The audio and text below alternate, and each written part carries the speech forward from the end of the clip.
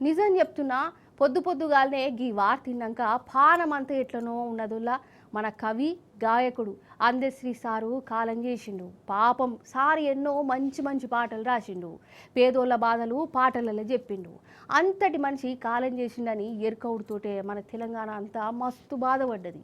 పాటలతోని ఎంతో మంది మనసును గెలుచుకున్న అందశ్రీ సారుకు నివాళులిద్దాం. ఒకటా రెండా వందల పాటలు అన్ని మన తెలంగాణ బతుకును చూయించిన పాటలు రాసిండు. పాటలతోనే జనాలను కండ్ల పొంట నీళ్లు తెప్పించిన అందశ్రీ సారు పొద్దుగాల కాలం చేసి ఇంకింత ఏడ్పించిండు.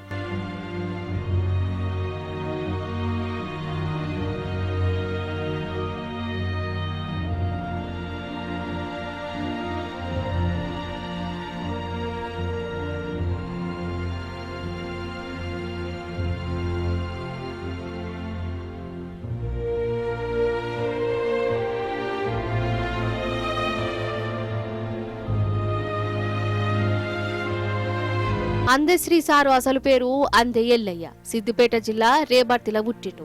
గొర్లుగాసిండు, బడికి పోలే. అయితేంది, బడికి పోయి చదువుకోకుండా కవి అయిండు. తెలంగాణ బతుకు చిత్రాన్ని కండ్లకు కట్టినట్టు పాటలల్లా రాసిండు. కంటతడి పెట్టించిండు.